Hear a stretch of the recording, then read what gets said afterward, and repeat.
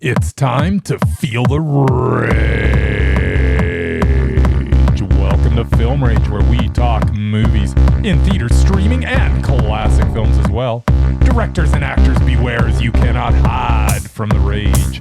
My name is Bryce, and part of the Film Rage crew, which also includes Jim.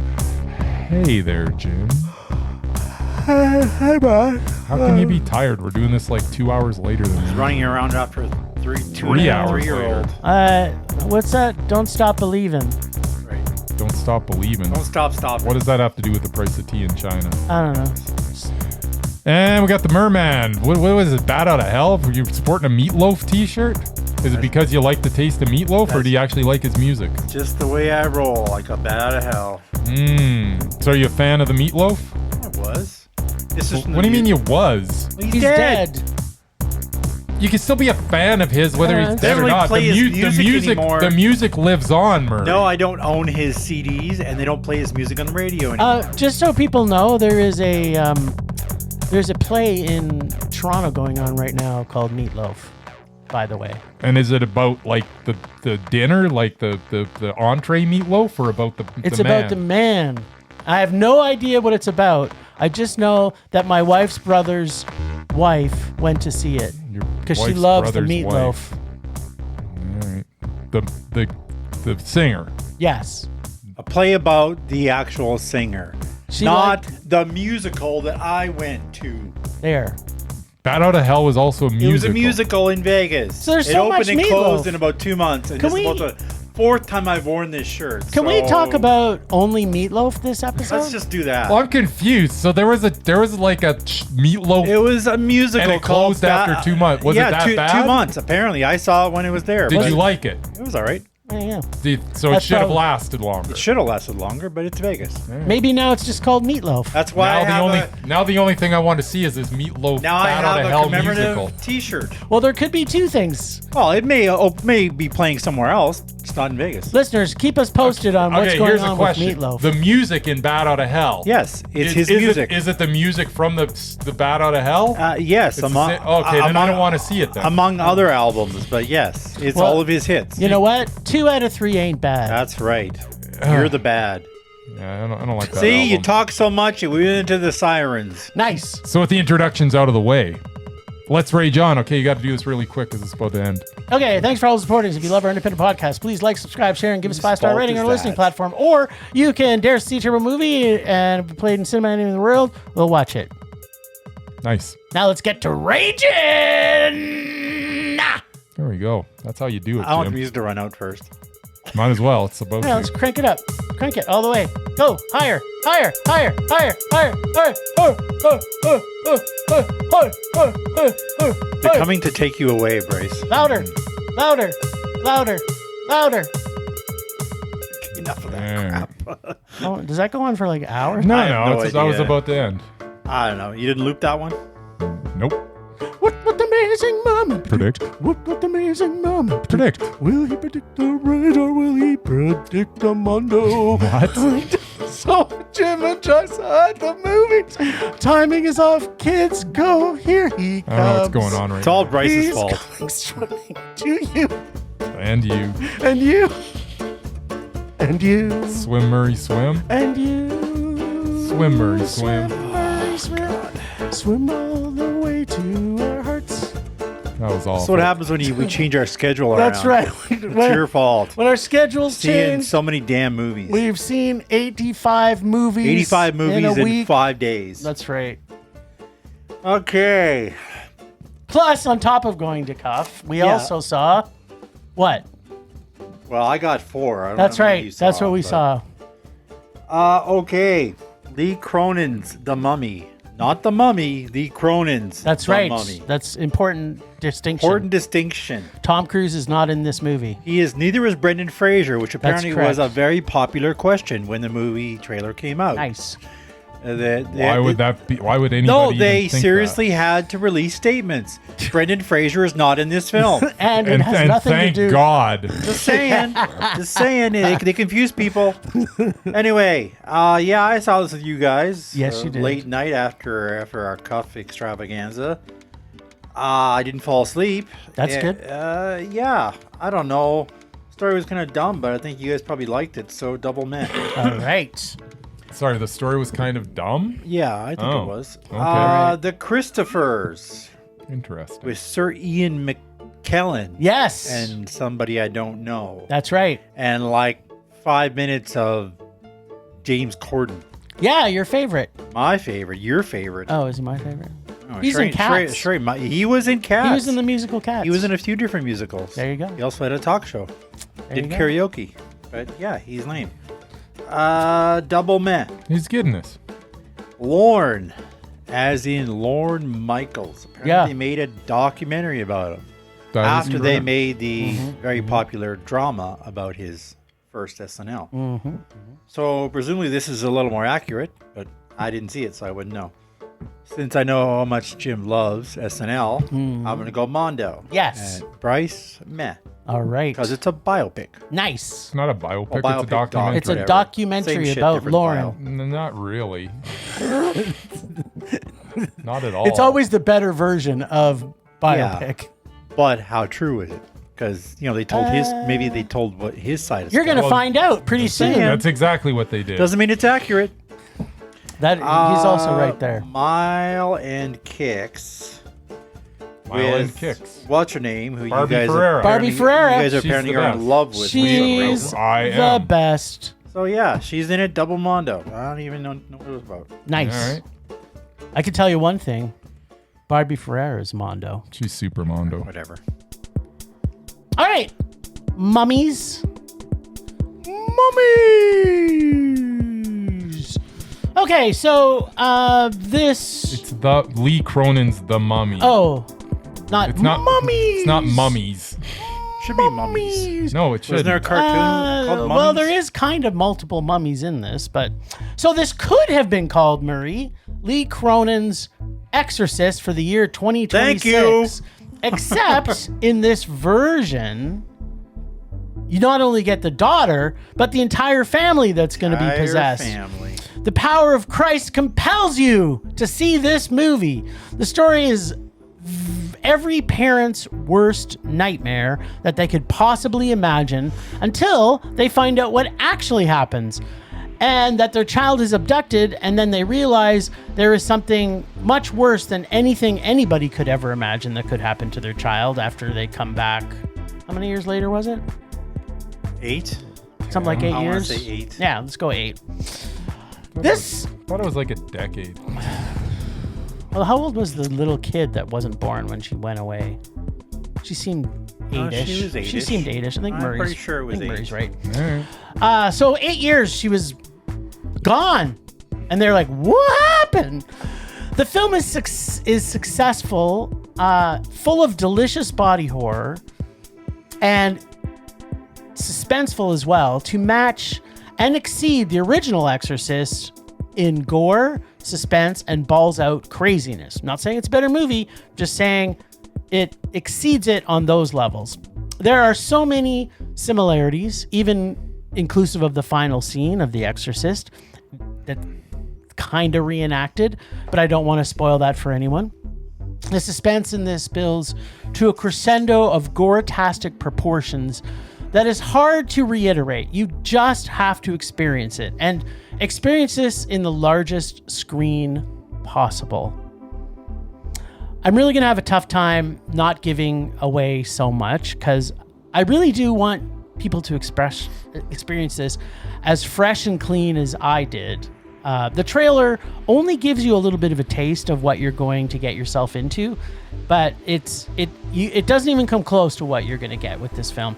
The film starts out by introducing us to this adorable and very close-knit family of 4, with the mom being pregnant with the 5th. And we are instantly connected to all of them because they are funny and charming and so in tune with each other, even the kids, which usually never happens because usually kids are just annoying and horrible. This is a very important point that Lee Cronin does up front, because we have already got super invested in these characters right from the very start. And then when all that, I'm going to put this in heavy quotes, bad stuff starts happening, we are rooting for them all the way along through this story. I could talk about how the very ending didn't have to happen the way it did because they could have closed things down a little earlier. But there is also some satisfaction in how they get the revenge. Maybe a little too Hollywood ending, but I actually loved this balls to the wall, gore-rific family drama akin to, say, the end of Poltergeist, but mixed in with The Exorcist. This film is the last, I want to say 40 minutes of this is fucking bonkers. I love this film so much. I want to see it again. Like when I got out of the theater, I just want to see it again. It's Mondo. And I hardly ever say that about any movie. This movie's fantastic. Lee Cronin is now my god. 3 movies he's done. Yeah. Well, his last one was good, but because it was in the Evil Dead franchise, Yeah, it was. a little head he start couldn't with that really one. be as original as he But could yeah, with I this. looked at his credits. He's done 3 features and a lot Yeah. of shorts and TV shows. he keeps getting better. So I don't know what he's doing next, but it's going to be better than this probably. Either All right, one. Murray, what'd you think of the Mummy? Sorry, Lee Cronin's The Mummy. Cronin's The Mummy. Was it really? Was there really a mummy?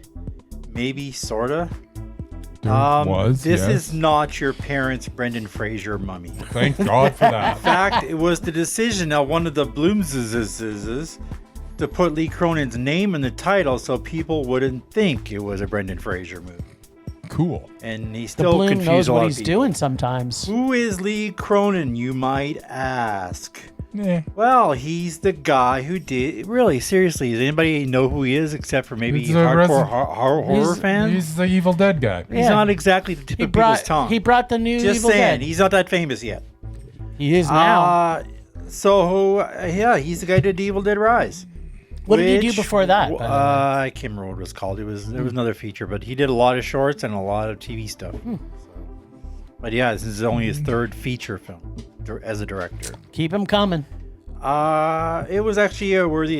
Evil Dead Rise was a worthy addition to the franchise. According to our friend and loyal listener Joel, the movie was originally titled "What's Wrong with Katie," or something like that. That's what he told me. Whether Well, he that's would true know. or not, I don't know. If Came from Joel it's said true. it. It's true. It definitely would have been a better title. But thanks, Joel, for the info. This was not a movie about a mummy. This was a movie about a curse Of a mummy. that turns living children into mummified corpses that walk around. The director himself said his inspiration was Poltergeist. Hey, I said Poltergeist. That's right. I would also add The Exorcist. Oh, totally. Because these people needed an old priest and a young priest. Not that it would have helped with Katie. Once you get past that, it wasn't a half bad film. Much like Evil Dead Rise, this movie was gory as hell. I actually had to shut my eyes during the whole toenail scene. Nice. I like the toenail and a scene. few others. Nice. Guess that's a sign of a good horror film. Yes. I just didn't like the story that much. What? A lot of it seemed repetitive and cliche. What? But yeah, Cliche. it was certainly scary and gory, much like Evil Dead Rise. Based on that, it's a man. All right. Hey, that's pretty big props for Murr, because you're not a horror guy. I'm not a horror guy, but I liked Evil Dead and Evil Dead 2 and Army of Darkness and Evil Dead Rise. So Which, those are mostly comedies. With some horror thrown in. There you go. Yeah, this movie did have definitely a creepy feel about it. It's very, very well made movie. The little girl was just perfectly cast. Brilliant. Jesus, she was good. Even the older Yeah. girl. Yeah, no, it's they did a good job casting the kids for sure. Yeah, it's one of those movies where as you watch it, it's like, wow, this is pretty good. And you get to the end of it, and you're like, you look at your watch, and it's like, how in the hell was that 2 hours and 15 minutes? Because that did not seem like it breezed at all. by. It was breezed like by. 75 It minutes. just goes to show you that, sometimes you can make a long movie and it deserves to be long when you've got this many amazing visuals, this many, twists, this many and it just keeps on rolling along, and I love the pace of it. It looked fantastic. Every bit of gore Even the was CGI. just so well done. This is just a professionally made horror movie that ticks all the boxes. And is it like this super masterpiece? No, but did it do, like, it did nothing wrong in my opinion. Like, every single thing that it attempted, it accomplished, and it was a very entertaining movie. I really, really like this, and I'm looking forward to more from Lee Cronin. I still haven't watched his, like, I mean, I guess he's actually got like 4 movies. One of them I think is like a no budget TV movie? nothing. Oh. But the other one I still haven't seen. Hole in the Ground, I think it's The called. other one. Sounds good. But Nothing yeah, I like and better it's- than holes in the ground. I guess it's been well received. So I mean, I need to go back and watch that for sure. But yeah, well, and that's the thing. I mean, when you watch a movie and you're like all of a sudden looking through the back catalog to see what else you can experience from this director, then you know that you just watched a really, really good movie, because otherwise you wouldn't be doing that. No, you're just like, yeah, well, that was okay. Now, did it? And it's kind of weird. You know, it's called Lee Cronin's The Mummy, and I mean, it's got a mummy in it. it's kinda. Well, the wrapping of the tissue paper or whatever it is around them is the only thing that's mummy. That's the only thing that has to do with the mummy. At no point, and they are put into a every other sarcophagus. mummy is like 3,000 years old. So that's a mummy. Well, this mummy was 3,000 years It old. was, yeah. I mean, but it there's was a demon. So yeah, it was a demon mummy. yeah. So I mean, how else is a mummy gonna come back, right? So it's Exactly. got to be some kind of supernatural something. So yeah, no, this just had a gritty feel to it that just got under your skin as you watched it, and that's what a good horror movie should do. We're at the point in our lives where we're not going to a horror movie to like be actually horrified. We're going to a horror movie these days to get that creepy feeling, to get that uneasiness every now and then, to every now and then get just some shocking gore that just is perfectly placed where it's exploitive without being too exploitive. And that's what we want right now at art. Well, at my age at least. well, Because you're not going to scare me. No, it's just not going to happen. That's the thing is. But boy, this has just got this movie's it's a heavy movie, but it's a breezy watch for me. Like 2 hours and 15 minutes. I could not believe it. The heaviness, though, it comes from how well developed the characters are, and 100%. every single character in this. Yeah. Like that's the strength of this movie. I kind of alluded to it, but I'm openly saying the reason that this movie is so good is because he got us to fall in love with this family right at the very beginning of the movie. So when shit goes wrong, if we didn't care for these people, you're it's invested. like a slasher, right? Like you don't go to a slasher to be caring about anybody. No, you're even the final girl, you're like, whatever. I'm still rooting for the killer. You're rooting for the killer. In this case, you're rooting for the family. You're rooting for the family. Like you're like, and you're like, how the living fuck are they going to get out of this? Yeah. Because you're kind of like, okay, how are they actually going to survive this And it's mummy? art. Yeah, and sometimes it can be argued that they didn't. Yeah. At any rate, this was Mondo. Of course it was. All right. So we got a mess sandwich this week from the Mur. But hey, you know what? It's better than the last horror movie. It would never which get was, a Mondo for which me. was a rage. So good times. It was about a half hour too long.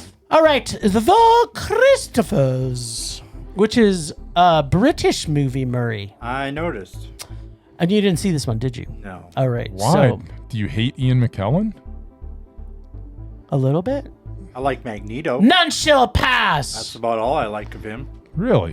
You don't I don't like Gandalf? I don't watch Lord of the Rings. All right. Okay. I saw the first movie. It gave me a headache. Well, he is. I can tell you 100. It's the only movie where there's like just a poop ton of walking that I still didn't care for. It's like 3 movies combined is 10 hours, and all you do is walk. Basically, they walk around for like 9 hours, and then Yes. someone throws a ring in the fire pit, and that's the movie. I was watched great. the first 3.5 It's hour version, probably- and I had a headache. Let's and I'm walk like, around that's it for me. with a ring for 9 hours, and at the end, let's just throw it in some fire. I did watch the final. That's right. Was it the Hobbit one? And that sounds like it Final should be Hobbit. right up my alley, but it wasn't. Yeah, no, I didn't. Well, you're not a fantasy fan. I didn't like it. You know what? It You did say that all the everything- time, and I can't. And I always want to say, well, "Come on!" But you're right. I'm just not. You're not. It's not a genre that you care for. You also it's are gotta not be a really huge- well done, though. Right. Well, and it's I mean, when I was like 5, I was maybe a fan. Yes, we're gonna find that out when we come back with our nostalgia recall flashback. Oh yeah, That's Clash of the right. Titans, of baby. Clash of the That Titans. he watched when he was 5 years old. That's right.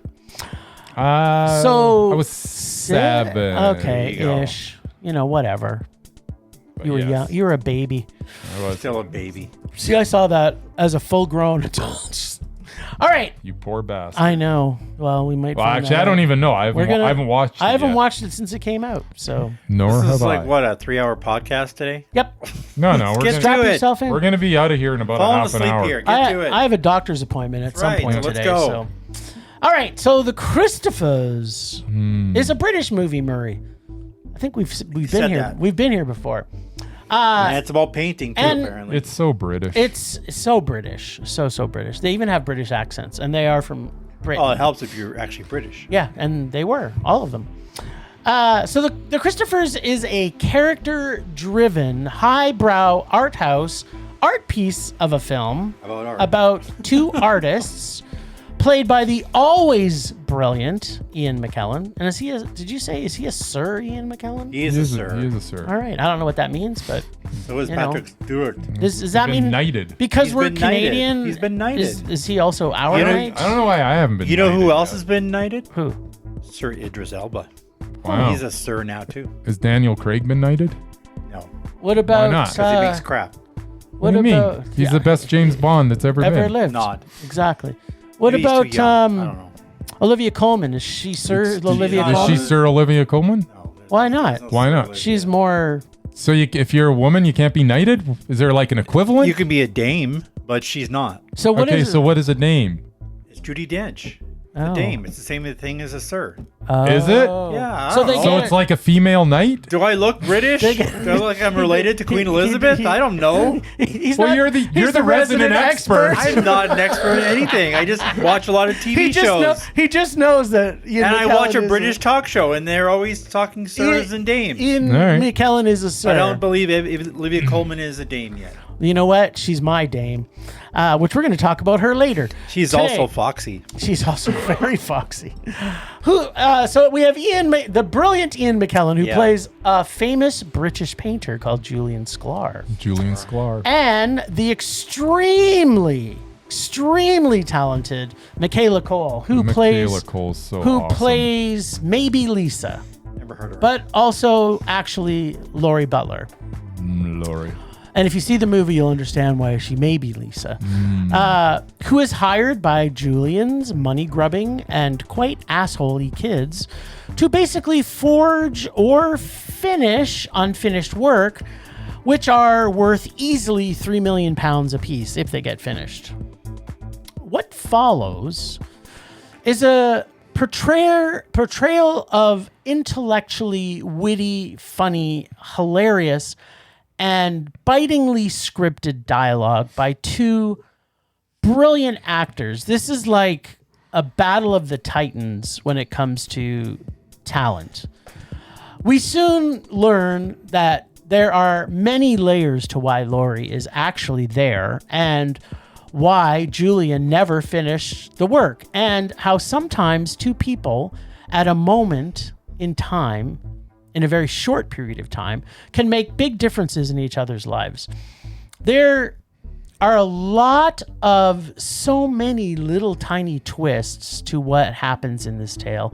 And although it kind of is a bit predictable, the journey to the end was filled with little moments of joy and accomplishment for our leads that by the end, it just leaves the viewer in a place of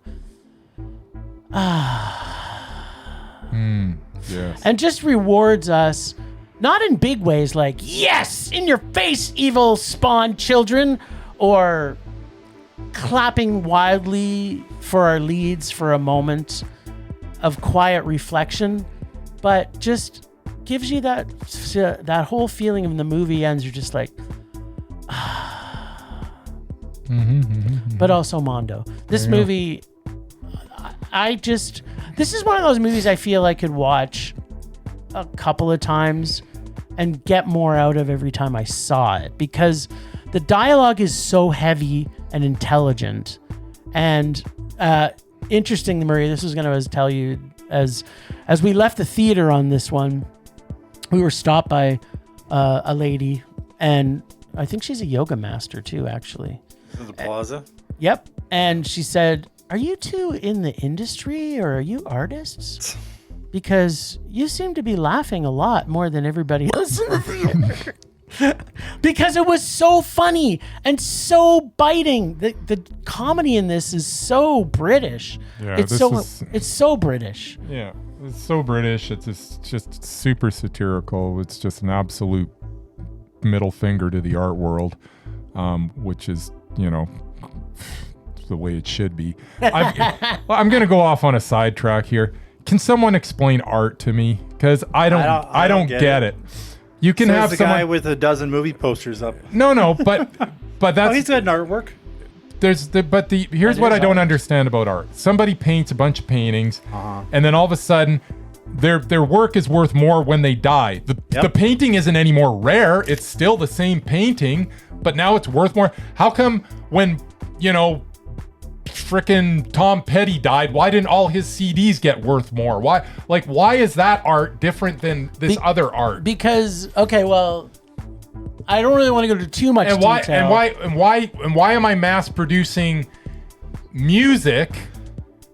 Yeah. Copies and selling it, right. But yet I don't mass produce this wonderful art that everybody should see, but only one person can see it because there's only one original. Okay, so it's the stupidest industry ever. I'm gonna stop you because you're wrong. Okay, why am I wrong? Because they do actually make prints of famous pieces of art. They're not as expensive. Okay, it's so not why as expensive though? Yeah, so why am I duplicate an original piece? Yes, you can buy a print of one. That is the difference between it. Okay, great. So why is this painting so worth so much when I've got all these duplicates that are out there that look just as good? Because you don't have the original. But why is it worth anything? Why is it worth more when someone dies? Pretty sure the artist signed it. Why can someone paint a whole bunch of stuff? Yes. And just based on their name, they can paint 3 brilliant paintings and 12 pieces of dog crap. Yes. Yet those 12 pieces of dog crap are worth $1 zillion just because of their name. And everybody knows that it's dog crap, but it's still worth something.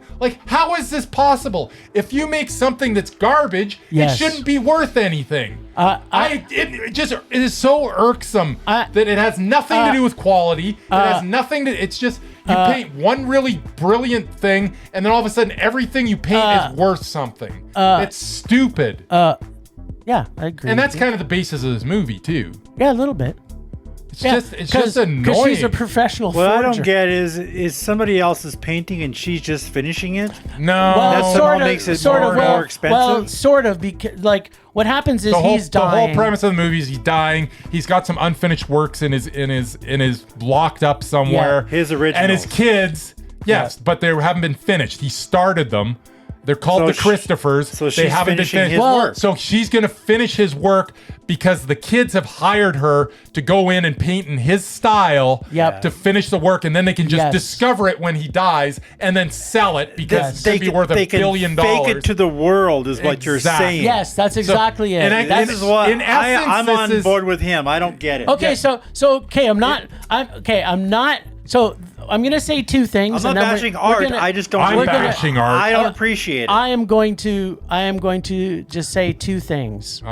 So number one is that there was a series of Christophers. This was the third in the series of Christophers. He did, I think, 7 or 5 or 6 or 7 character, not the real person. He did a series 1 of the Christophers, which There's had 5 3 paintings. series of a bunch of paintings, and then it's series 2. But he stopped. He stopped at series Christopher 3. Yes. Sort of. The Saint? No. It's just some guy. It's all part of the story. It's just a dude, he knows. It's all part of the story because he's bisexual. Okay, but that's the first thing I was going to say. The second thing I'm going to say is that there is something to be said about something being an original and there's only one. That's all I'm going to say. And I 100% agree with what you're saying. Who can? But if it's original, eye of the beholder. It's original. It's only one, but it's dog crap. And the only reason that it's worth money is because somebody painted something really brilliant before. Famous name. Is the most ridiculous thing on the face of the earth. Do you want me to throw something else in there? Sure. I think it was the Charmander Pokemon card just sold for like $1,000 the other day. Which is, by the way, is it on the exact same level of what I'm talking about? That Charmander Pokemon card, it's the same as some stupid Picasso that looks like dog crap. That's why I said it. Action Comics number one worth $1 million. Are idiots. Yes, that's right. Putting ridiculous price tags on this work is because rich people have too much damn money. They buy art they know nothing about just to have it. Ballet and opera shouldn't happen. That's different. Oh, okay. That's different. Thank you, Mr. Chalamet. Yeah, that's right. All right, sorry, would you have anything else to say? Yeah, so anyways, back to the movie. I lost track. Did you actually rate this thing yet? No, I haven't even started to talk about the movie yet. God, this isn't going to be a 3-hour podcast. Maybe. No, we only got 5 minutes left. At any rate, Ian McKellen, Michaela Cole, watching them go head to head in this for however, I don't even know how long this movie was. 3 hours. I don't care. Because watching those two just play off each other was absolutely brilliant. I'm not sure that Ian McKellen has ever been better than he was in this. And I think part of that is because he got to play off of such a wonderful actor in Michaela Cole. Her as Laurie Butler was amazing. Yep. I like the fact that this movie didn't try to explain anything. No. It didn't it sat there and they talked like they would talk. And when she's talking about art and about this and that, I have no freaking clue what she's talking about, but it doesn't matter. They don't dumb it down at all. Like I do. I shouldn't say I don't have any clue. I obviously know what she's talking about, but there's nuances to what she's saying that's going to go over my head. Is and more they don't try to focused, exactly. And someone that's in that world might even have a different appreciation for this movie than I did. But the fact of the matter is, whether you're a schlub like me or someone that has an appreciation for this stuff, I believe that you're going to walk out of this with the same opinion, that you just watched a brilliant, brilliant film from start to finish. I absolutely adored it. The characters were well developed. The dialogue is just so biting. This is just a complete and it's a big middle finger to the art world, which I'm on board with. And I'm sure that there's a lot of artists out there that are on board with it, because to a certain extent, there's got to be some sentiment. How can I not make a living? Exactly. When some other schlub sells their stuff for millions of dollars because they made one good painting, and now they can rely on that for the rest of their lives. Ian McKellen's character insults Andy Warhol, that was pretty fun. There's just so much. There are so many lines in this movie that are laugh out loud funny. Yep. But it's all so dry and just so matter-of-factly delivered. It's just a brilliant, brilliant film. Loved it as Mondo. And I don't get art. Mondo! So apparently we're just giving out Mondos like candy today. I don't think I gave it. Oh yeah, I did. Yeah, I think that ends I think we're looking at 4 movies with 4 Mondos. That's all I'm saying. I think that ends here though, Murray. For one of us. One of us. Okay, so Lorne, yeah, it ends here. Yeah.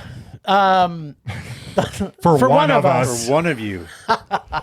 As I predicted. That's right. The line from this movie that really sums it up, Murray, is when Lorne Michaels said, "I love animals, but not the kind I'd have to kill." Read that whatever you wish. But that, to me, was the line that summed up this movie. Maybe he's not a vegetarian? I don't know. So he doesn't love... No, he's definitely not a vegetarian, because he's okay with the killing of animals that he can eat. Just the ones he doesn't want to eat. I think you're reading far too far into this at this point, Murray. You threw it out there. That's my interpretation. I'm going to say you'll have to see the movie, and then you'll be able to judge it. I really don't. So this is not just a documentary about Lorne Michaels, but also a doc about Saturday Night Live. Yeah. And the question is, can you really separate the two? Ultimately, no. And to be honest... They tried, and it didn't work. It didn't work. You don't actually get to know a lot about him or his family, other than maybe some stuff you may be able to find online. In fact, I'm not even sure where he was born. Was he born in a suburb of Toronto, or was he born in Palestine? Yeah, they even proved that the stuff online is like, who knows? I don't know. And you know what? It doesn't matter, ultimately. What we do learn is that he has 3 kids. We don't get to see their faces. He has a spouse. Nobody knows what she is or where she looks like or anything. We don't get pictures of them or names or anything else. We just know they exist. But here's what we did get a lot of. We get to see what almost every living comedian that's ever worked with him thinks about him. And this doc is hilarious because we get classic clips of stuff that I totally forgot about from SNL, and clips that like there was certain clips I thought they would have. Like we just got a quick snippet of Mr. Bill, but Stunt Baby, for example. Yeah, like, of all the things that they threw in Stunt Baby, and I'm just like, yeah. So the comedians made this funny all the way along because they're laughing at him, but also with him and how he's changed their life in a positive way. Yes, you can say that this should have been 30 minutes less in editing, but then I might have missed one of the things Kristen Wiig might have said, or I might have missed seeing Chris Rock, or I might have seen somebody else, or they might not had a clip of Chris Farley or whatever. Or I might not have got to see Lorne eating popcorn as much as he was. Or we got a lot of that. Or eating spaghetti bolognese for 2 hours. Imagine that.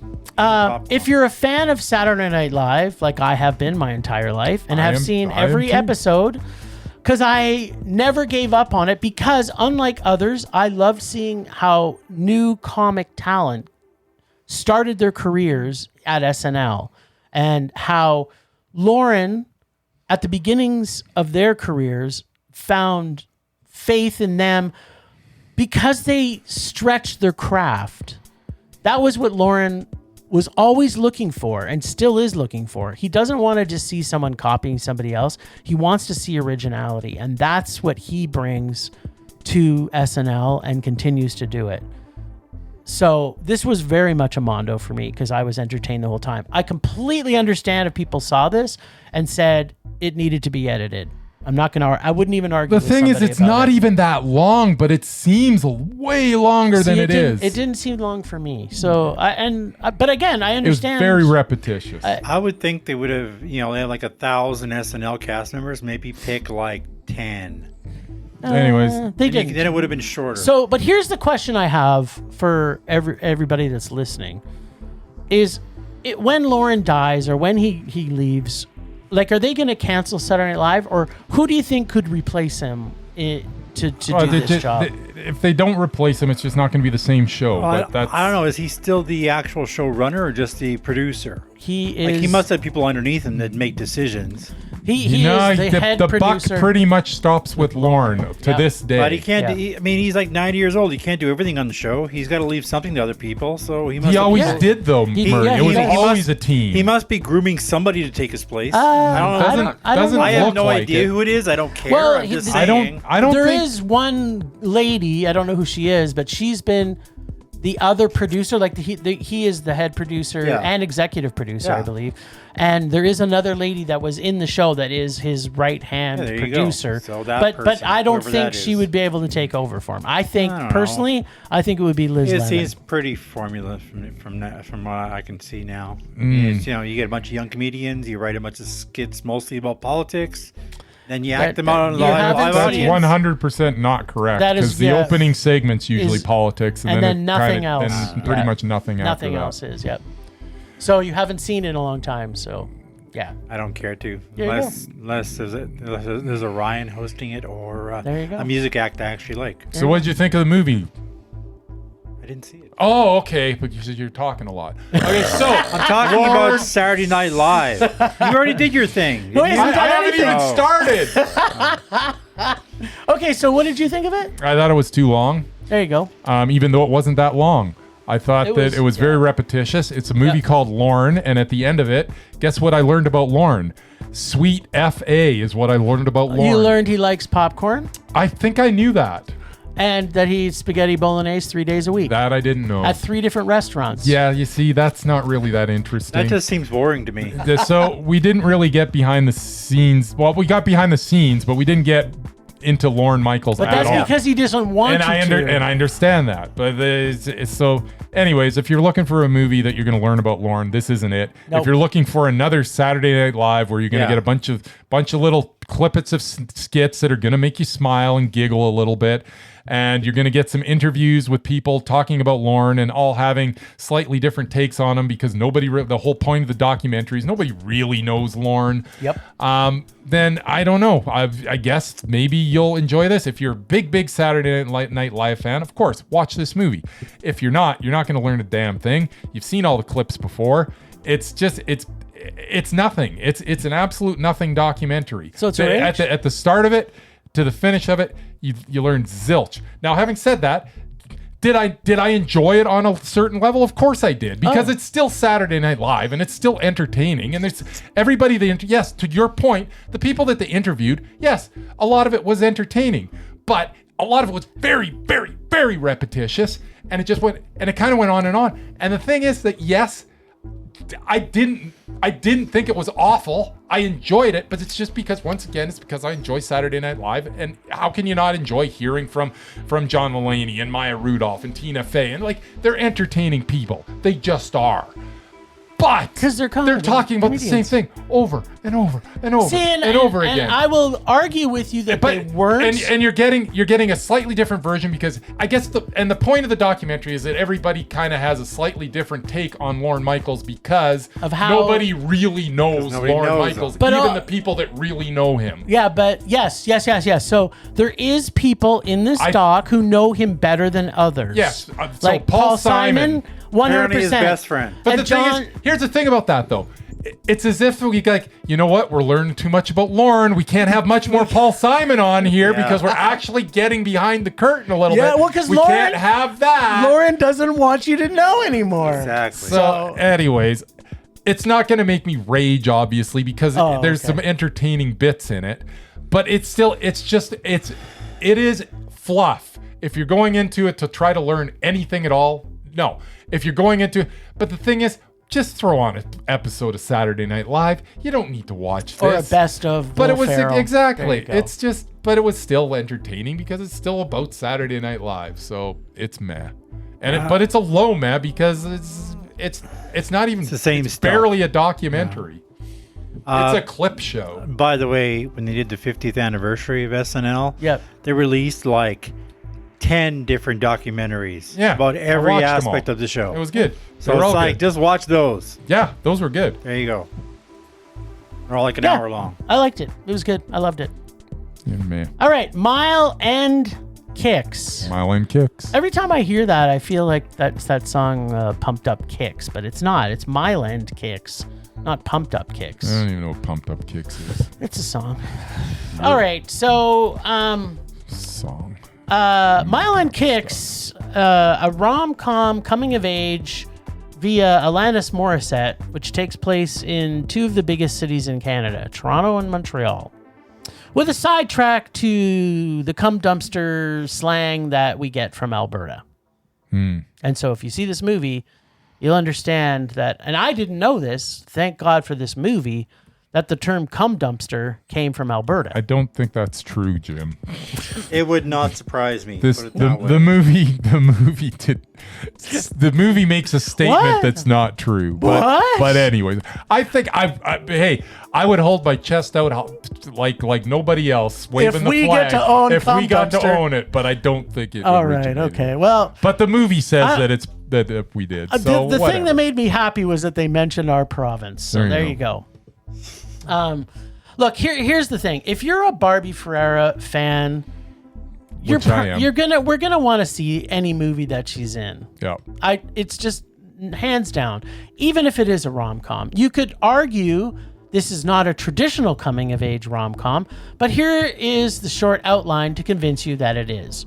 You have a stupid young woman played by Barbie and an asshole who is her love interest, and the only spin on the absolute rom-com plot is there is a third relationship, which sometimes happen in a rom-com, that is this guy that we all like and we all know she should be with the entire time, and she doesn't see it. So yes, it's a rom-com, but it's Pretty in Pink, but in Montreal. Yeah, exactly. And sometimes in Toronto. With music. Yes. Well, with live music. Yes. There's always music. There's always obviously, music. in John Hughes films. That's correct. Yep. But he didn't have a lot of movies with live music. No, this had live music. But in where was I? Oh yeah, so it's rom-com. But in this film, which is also executive produced by Barbie, we do get actual funny bits, which is way different than a rom-com.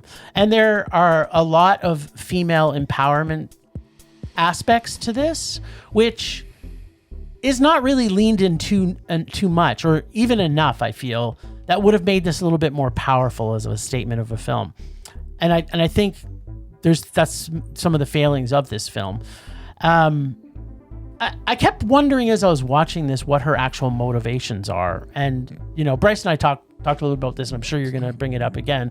Yeah. I couldn't really get into her character as much because none of her motivations. You were digging too deep, man. It was, yeah, well, I was wanting it to be a deeper film than it was, because I think they hinted at this all the way along. She's being molested by her boss. We get nothing really in that. She has the greatest opportunities in her life, and she sabages herself. Yes. But all the way along, you don't really get inside her head. They didn't develop her character well enough. So that's the biggest problem I have with this film. She's just a young dumb girl. Yes. And that's her character. I would say it, and because they call her. She learned some lessons by the end. You're right. I can't argue with it. You're making it too complicated. The character. It's because it's a rom-com. That's got to be what it is. They made a rom-com, and they couldn't get past the fact that we couldn't develop a character. Why are you trying to make a rom-com intelligent, Jim? Stop you know what? it. I had a lot of other things I was going to say, but you know what? You basically just convinced me that's. Why was I wanting more out of this movie? I had Barbie Ferreira in it. I had Barbie Ferreira in it. And that's the thing. It's a rom-com. Because Barbie Ferreira was in it. You put the bar too high. He's going to elevate it too much. Yes. But she can't elevate a rom-com. Because she executively produced it. Yeah, well, she decided that she wanted to do a rom-com. Maybe she should have wrote it too then. Yeah, maybe, I guess. Maybe I don't know if she has that skill. I don't know. But here's what I want to say. It was meh. Yeah, I mean, you know? Barbie Ferreira. So, yeah, I mean, Barbie Ferreira is just a delight to watch all the time. And she's a delight to watch in this as well. You're trying to make too much out of her character. She's just trying to find her way.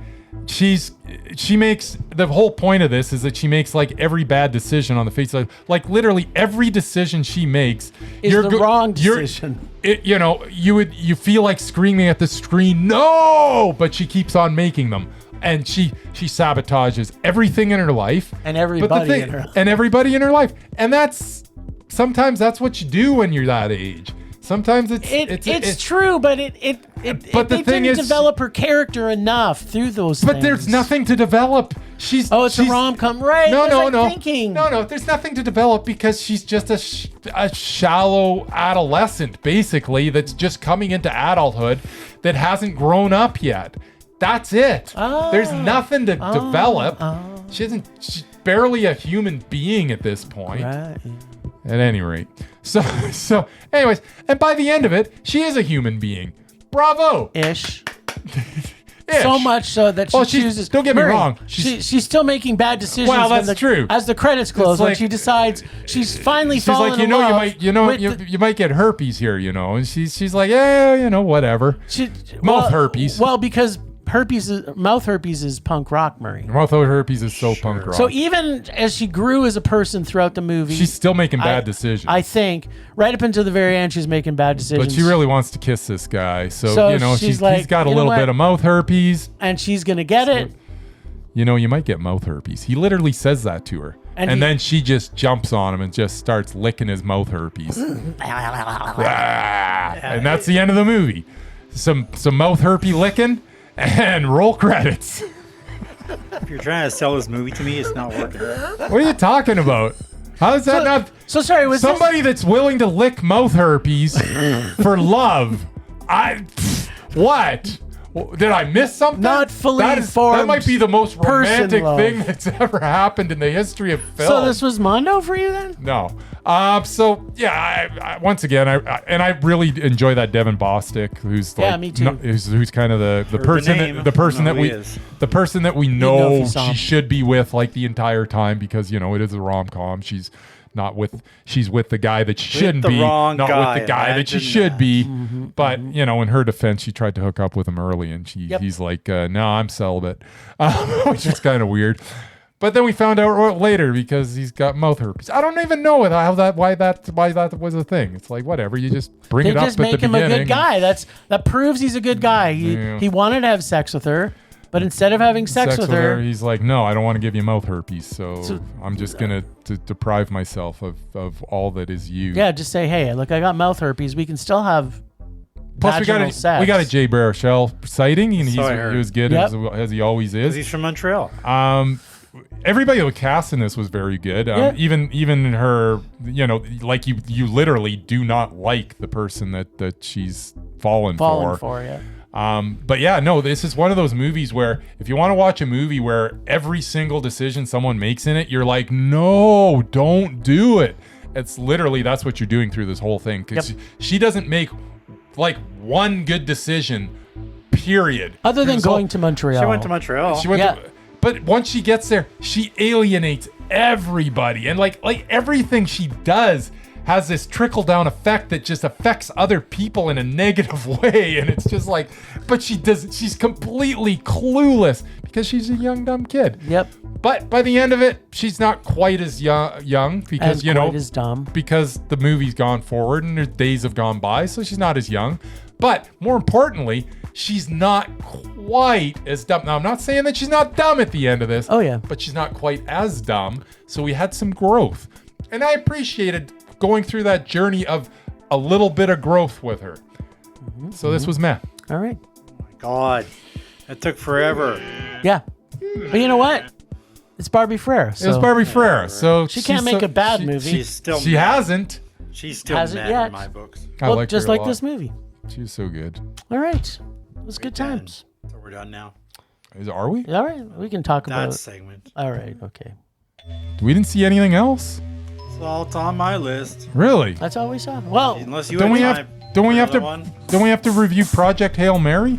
No, that was like 3 weeks ago. yeah. Oh. So I may go see it a second time. Yeah, that wasn't very good, by the way. This is cuff music, by the way. So, Yeah, in case you forgot. in case you forgot.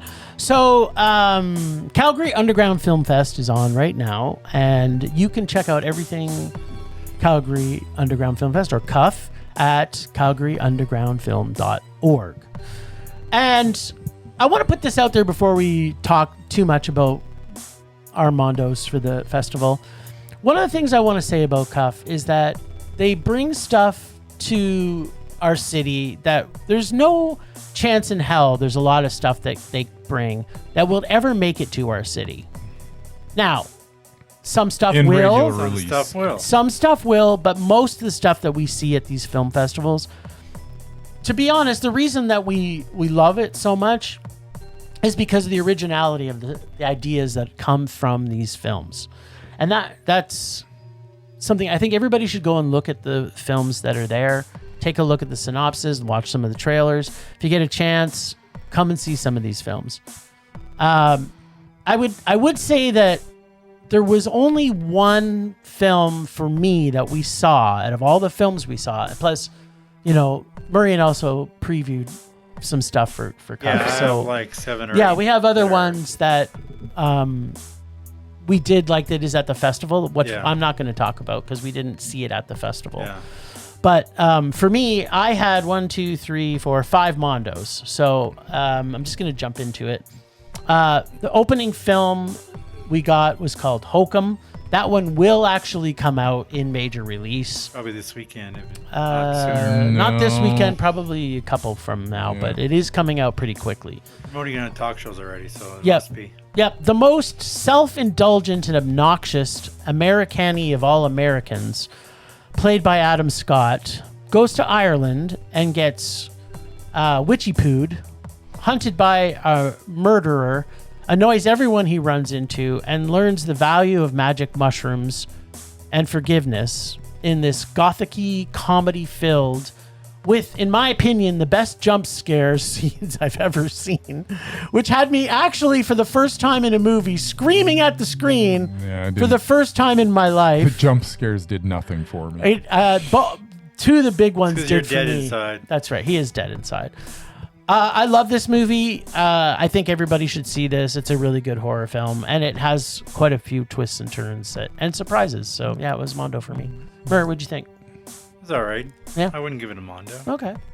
But you still liked it. Not a big fan of Adam Scott, but yeah, he played an asshole really well. Yeah. How can you not be a fan of Adam Scott? And I wanted, as I told a few of the programmers as they were leaving, I kind of wanted more supernaturally stuff.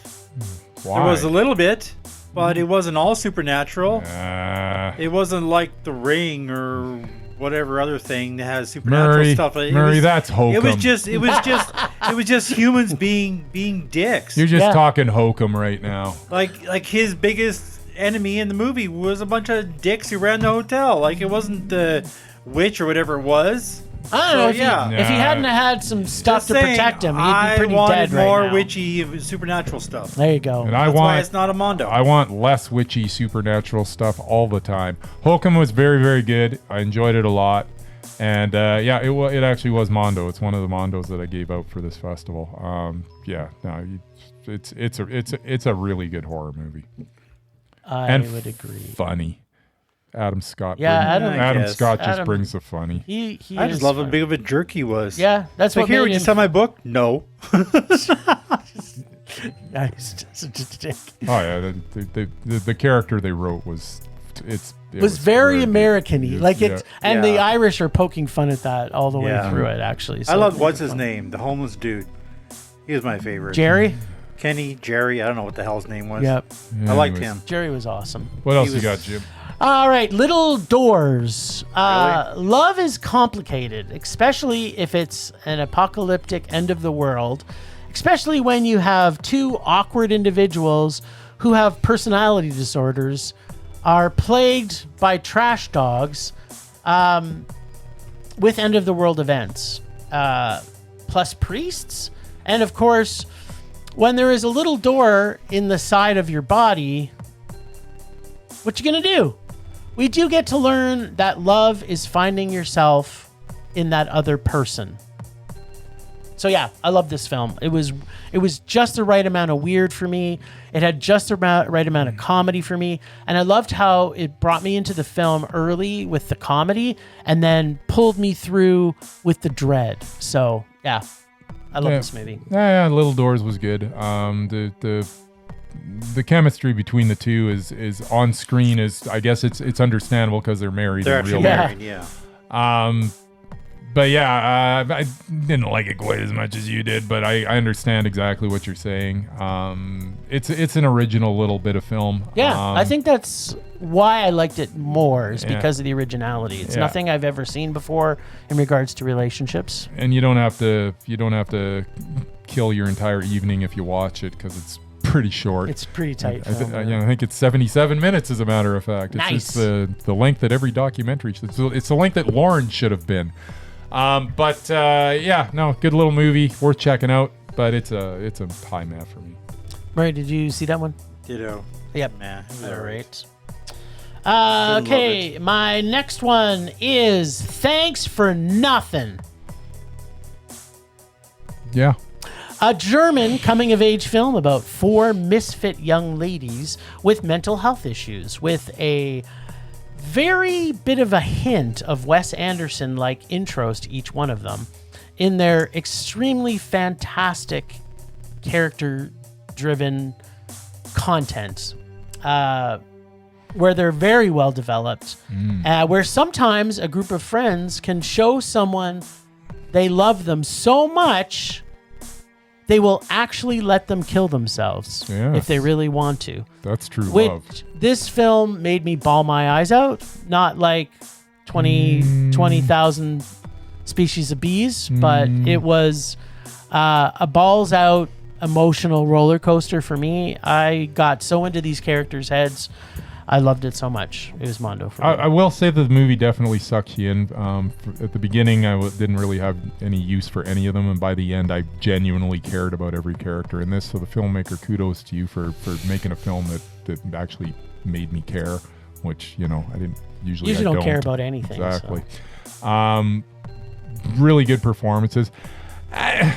It just, I don't know. It was just a little bit long for me. It just dragged out a little. I mean, I enjoyed it, but not on the same level you did. Like the brilliance that you thought. I'm like, yeah, that scene of her committing suicide. That's a brilliant scene. Like there's some brilliant stuff in this movie. As I say, I'm looking forward to more from whatever. I can't remember the director's name, but she's definitely somebody to watch.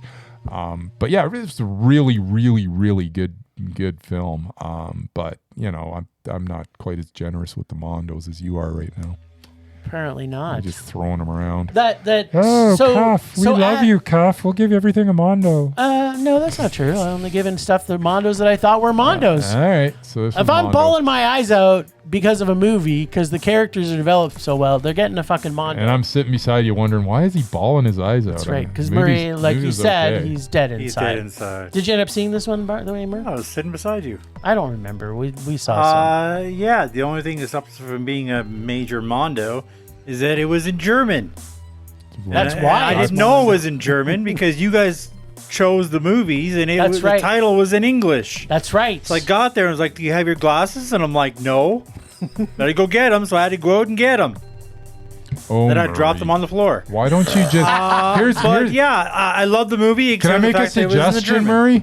You know what glasses are for? They're actually to just wear on your face. If you just put them on your face, all the time, then you'll never forget them. I don't need them for reading. I need them for seeing things far away because you insist on sitting in the back row. What were you reading at the time? Well, if I'm reading my phone, if I'm reading the program, I have to take them off. That's right. Oh, no, but you are going to watch a movie, right? Well, yeah, but if it's in English, I don't usually wear them. I just don't understand. It's because you like to watch blurry movies? You don't want to see... I'm okay with the blurry movies as long as there's no subtitles. He just wants to sit with us. Put it this way, when I don't go to a movie with you guys, I sit in the front row. There you go. Or near the front row. It's only because you guys doesn't like wearing his glasses. No, I don't like wearing my glasses. I don't like wearing my glasses. But I probably have to get new glasses because these ones aren't strong enough. There you go. Because even with the glasses, I'll get to that on my other thing. But there was a movie that I watched. There was at least the first 15 minutes was in Icelandic. Yep. And had subtitles. Yep. And they were so small, I couldn't read them even with my glasses on. Yeah, me neither. And apparently that was the only part of the whole movie that had subtitles. Yeah. So I didn't know that. I left. It might have been a great movie. I wouldn't know because I couldn't read the subtitles. Yep. Because they were too small. Yeah, those were the smallest subtitles I've ever seen. Thank you. Yeah, but you left, and then there was like two more subtitles in the whole movie. That? I don't know. Because it said Icelandic in the description. You give up too quickly. That's right, I do. Here's the thing, what I would have done. If it was stayed in Icelandic, I would have moved closer to the screen. Me personally, because even I couldn't have seen it. There was no room at the front. I looked. It was full. Like there were no seats in the front row. Sit in the house. I would have had to sit on the freaking floor to watch it. And it wasn't worth it. So anyway. Do you realize both showings of the History of Concrete are already sold out? I'm going to one of them. Nice. Anyway, yes. Thanks for Nothing was I would say light Mondo, except for the German. All right. Mondo Light. Mondo Light. I love Mondo Lights. Hey, you know what? We'll take what we can get. Okay. My next Mondo is for The Fox. And it's because if Olivia Colman came out of the woods as a fox and said, push your spouse down a hole, and you would get the best spouse who's ever lived, who's even willing to do anal whenever you want to, and all you had to do was make sure you don't shoot them, feed her chicken, and you basically get whatever you want from this spouse. I'd be like, sign me up. It's very superficial. Yeah. If this sounds absurdist, it is. It's an absurdist, dark. It is. Stepford Wives like Aussie horror. Yeah, it's Aussie. We find out how many people in a small town would actually push their spouse into a out giant like hole. half of them. Turns out like all of them. But no matter what, That's why it Buddy is- thought that town was like messed up. yeah, but no matter what happens though, Bryce, it is what it is. It is what it is. Yeah, it was an entertaining. It was little Mondo. I movie. freaking love this Yeah, movie. it wasn't Mondo, but It it was was so Mondo. It was fine. It's not even the best talking Fox movie I've ever seen. So Well, it's not. That's the Green Knight. I would say it's it a is. fantastic Mr. Fox. I would say Oh, it's the best talking magpie movie I've ever seen. Yeah, probably the best. Is it the best talking magpie movie? you've Maybe. seen? Yeah, it probably is. But it's you go. still mad. I loved it. Murray, what'd you think? 2 words. Sam Neill. Yeah. Magpie, which I, for some reason, didn't even catch because I was so concerned with the voice of the fox. I'm like, I know who that is. Is that who that is? It's Olivia Colman, and didn't baby. even get like, oh shit, that was Sam Neill. But he's awesome in it too. Yeah, it was funny. It was a Mondo. It was fine. It was mad. You're fine. It's worth watching if you Not fine. want to kill an afternoon and you want to Which we laugh a did. little bit, but roll your eyes a little bit too. I never rolled my eyes once. I laughed all the way through it. I There did. you go. And then I That kind had of, a really tall guy who was in the Suicide Squads. yeah. I don't know. And then I had he was in the Shark movie too. The Hmm. good looking hairy dude. Oh, you're talking about Jai Courtney. Yeah, Jai That's what I said. Courtney. He was in the Suicide Squad movies. And he was in the Shark movie.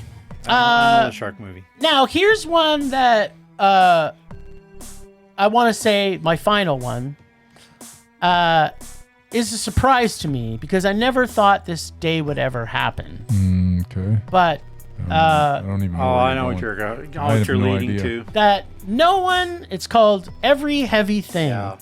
No one steals Brian De Palma's thunder better than Mickey Reese as he takes the sci-fi serial killer AI comedy genre to all new heights in his very first Mondo that Mickey I'm ever Reese giving is it, him. man. Mickey Reese the forget what it's shit even out about of now. Brian De Palma. He did. After 29 feature films, and we've seen at least the last 6 or 7 of them, he finally gets a Mondo for a perfect film. Way to go, Mickey. And we got to meet him, so... He like openly says, I'm totally ripping off De Palma, but I'm not ripping off De Palma because I didn't just watch it. I'm ripping off De Palma my memory of what these movies were. I didn't rewatch them or anything. I didn't want to distort it by I had a recollection Feeling of a what feeling De of what I Palma would would do? do, and kind of went that direction. Here's the thing about Mickey Reese. If you watch Mickey Reese movies, especially his last, I guess 4, 4 or 5, his last 4 or 5 are the ones that are readily available and you can actually see. And Yep. the guy doesn't make the same movie twice at No. all. The guy doesn't make the same style of movie twice at all. No. Everything that he's done is completely different than the last thing. The only thing that they have is that they're going to be dialogue heavy. Yeah. And that's fine because his dialogue is hilarious. Is bonkers. It's natural without being natural. Is the way that but It's unnaturally natural. it's unnaturally natural dialogue that is freaking hilarious. He puts just random crap into his movies where you're like, how is this even working? But it always brings a smile to my face when he has some stupid sweep of the screen or split screens it for no reason or just weird stuff from out of nowhere. And it's always effective for me. And I don't know why, but it just is. And it makes me giggle. Like the guy's movie, I giggled through this whole thing and laughed out loud on occasion. I did as well. Love this movie. It was so entertaining. Mickey Reese, you're the king, man. Just keep on doing what you're doing. Yeah. Barry, did you actually make it all the way through this one? Oh no, I watched it. I honestly, a few days later, can't even tell you what it was about. So it's a man. I remember nothing about this movie other than the fact that he was there. There was a AI serial killer. Yes. Honestly, don't care. All I remember is it was better than his last movie. We got There you go. We got So like all a, I can say. so we got like a computer generated fax machine. Sure, whatever. It obviously wasn't that memorable for me because I don't so remember anything good. about the story at all. So was it a meh? Sure. There you go, Mickey. Every doing what you're doing. everything. Like I said, it was better than the last movie. That's all I Yeah, can say. here's what I would say about him is that he brings originality and creativity to everything he does, and that's and it may not. I'll be open to say that every movie that you watch of his may not connect with you because he's going to do something like you've never seen, and it may or may not land with you, but it's always going to be unique. And every single thing you watch of his is going to be completely different than the previous thing you watched from him. Yeah, for sure. You don't put Mickey in a box. No, nobody puts Mickey in a box. Take a flamethrower to this. Although I kind of wish he'd release a box set, but that's another Well, story. we did get to talk to his producer. Yes, So we threw it out there. And this producer literally said, I'm trying to convince him to do that. Apparently, he has a YouTube channel. You can watch all of his stuff. Yeah, on he there. A was. lot of his stuff, yes. Yeah. If you're But a fan. he openly admits that, some of that stuff early on, I mean, I guess you could call it a movie. Yeah. So here's the thing. People go check out CalgaryUndergroundFilm.org. These movies, like most of the people we're talking to at this festival, are loving the difference in content. Like there's one thing about, especially this year, as much as me personally, at this point in the festival, there wasn't as many films we loved, I think, collectively that we did last year. But what I can tell you is this year seems even more varietous in regards to the types of films they're bringing. So they have a greater chance of a larger audience getting to see stuff that they go, yeah, I connected to that film. And that's ultimately what we want from these film festivals. And Cuff does it better than anyone else. Cuff throws a good party, so everybody show up. There you go. Well, I had one. Apparently, you guys not enjoyed Let's it as have much it. as me. There you go. Let's What have is it. it? That was Friday the 69th. All right, Ah. well, Possibly one of my favorite slasher movies in the there last, you go. I don't know how long. See, there we go. It was was- a low budget it was slasher fun. movie. It was on fun. like no budget, and it was obviously campy, and they were making fun of slasher Yes. movies. Yes, And it was fun. gory, and yeah, that was my other Mondo. It was- Apparently you guys don't share that opinion. So Yeah, We both enjoyed it immensely. I did. Anyway. I think I gave it a 4. Yeah, no, that was It my was- first it was- Mondo. It didn't. it was a lot of fun. The only reason it probably didn't get a Mondo for me was that they needed to edit it out a little bit. Less dialogue, more slasher. A little bit of slow moments, but it was still a Mondo. Yeah, I'm glad. You know what? It's a movie. I think everybody. Well, actually, we talked to somebody last night about it. Is that's the type of movie you want to see at Cuff because it's an Yes. audience film. Everybody in that audience. Yeah, it's a fun movie had that everybody will enjoy. Had the most fun It's that the kind you of could movies have. I like. I don't like long, boring. Well, it's movies with a movie subtitles. you want to watch with an audience for Exactly, sure. and it belongs in a theater, It's not going to be quite on as your screen. entertaining when you're sitting at home by yourself. Wow. It might not have even got to a Mondo if I watched it at home. Yeah. Nice. And buy more whiskey. That's That's the, right. That's That's the thing we message learned. of Friday the 69th. Temperature rising. We dropped so much stuff this week. It's true. Blurring. Rage. Taking over.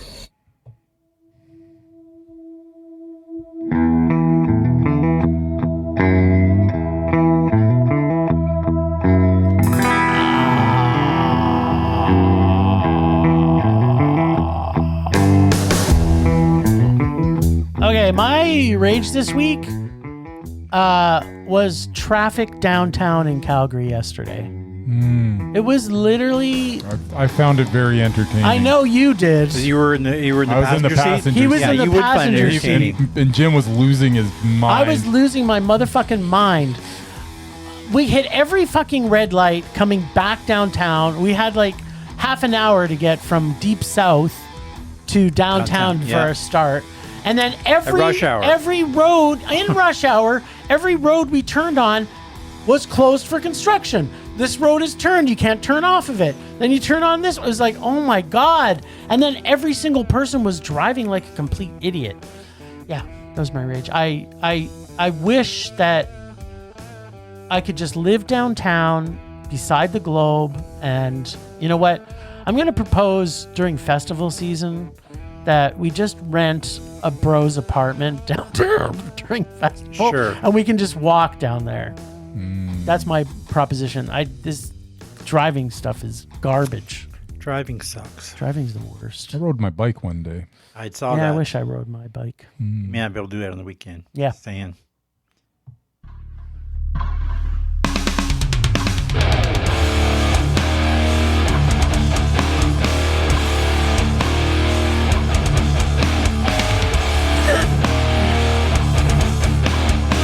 know what Bryce's rage is gonna be. Do you? Because I don't remember. Is it one of us? Bryce's rage is the Dollaramas that Jim takes Bryce to. I love the Dollaramas. Not the ones that Jim takes Bryce to. Okay, well, yeah. I don't. Okay, maybe that is my rage. Aren't they all the same? I got 2 rages. Number 1, I love you, Cuff, but if you're gonna have a snack pack, you should have a vegan snack pack too. Very disappointed that there's nothing but milk and beef in your snack pack. But yeah, number 2, I guess my other rage is that for some reason there's like every Dollarama I go to, which I don't go to Dollarama that often, but when I do, I want to pick up a Diet Mountain Dew, or I guess a Mountain Dew Zero these days. Dr. Pepper. An individual can of Pringles, Yep. and they're always in stock and they're always there, unless Jim takes me to a Dollarama where I walk in and they don't have any Mountain Dew Zero. They have empty shelves where the Pringles would be. They've only got the barbecue flavor, which of course, for some reason, which I don't understand, it has milk products in it. Why does barbecue have milk in it to begin with? That's my other rage, is all these flavors of potato chips. Salt and vinegar has milk in it. Barbecue has milk in it. Like, why do these have milk in them? It doesn't. And it's not every Sour brand. cream and onion as milk. Well, that that makes one sense. makes sense. You're getting what you paid And for. it's not every brand too. Some of them do, some of them don't. So you always have to read the label. You know But what's that's missing from these salt and vinegar chips? Milk. It's like, good Right. God. But yeah, I don't understand how every time you take me anywhere, it's just I come out of there angry.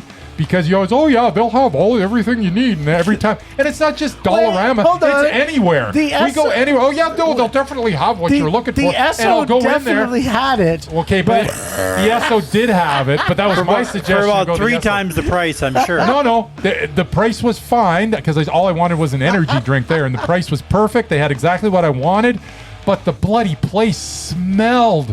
Oh my God! You walked in, it was like a punch in the face. I could gas not. station smelled? Imagine that. No, you're getting Not it, like man. rotten Not gas like- not station like- sushi. We're talking like just this god awful odor that you could not stand in for 10 seconds. Could And you of course there was a describe it? lineup. Could you describe it? What was the smell? I don't like? even remember. I described it at the time, and now it's gone. Like it was just rancid awfulness. I can't really describe it anymore.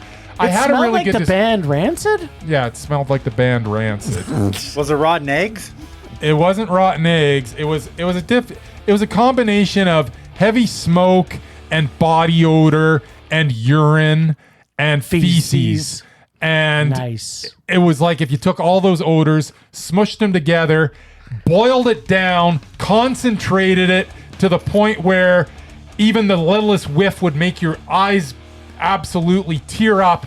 And then you took like 10-liter jugs of this boiled down wretched stench, and then you poured it over everything in the convenience store. Yep. That's what it smelled like. It was so bad that I could not picture myself buying anything from that, because that stench must have like permeated into everything that Yep. was there. I felt like I needed a shower, and I was in there for like, I don't know, 7 seconds. I went in, walked to the back, saw that they had exactly what I was looking for, and looked at the lineup and said, I got to get the hell out of here. I can't do and got it. back out. Anyways. So did it smell like they made pellets of it and then created a fog machine too? I don't know what they were doing, but whatever it was, they kept on reintroducing the smell repeatedly, because smells should dissipate after a Yeah, while. yeah, if you open a But door. No, there's no way. That smell was in there and it wasn't going anywhere.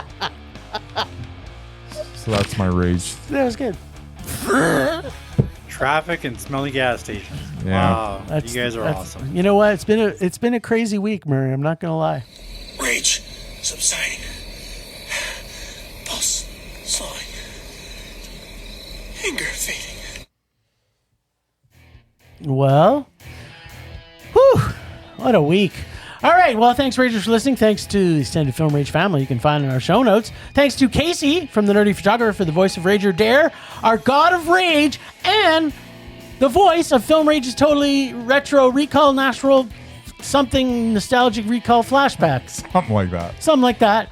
You can find Casey and The Nerdy Photographer everywhere you find this podcast. So search for The Nerdy Photographer. Find us on social media everywhere at Film Rage YYC. Check out everything Film Rage at filmrageyyc.com, including our merch site for Redbubble and TeePublic.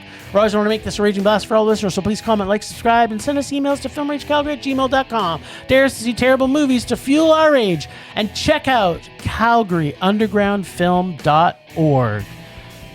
That's it so far this week. Who knows what's going to happen if we survive. But no matter what you do, please, please, please, pretty please, please, please, make us a rage. That's it for this week, maybe? Rage on! Rage on.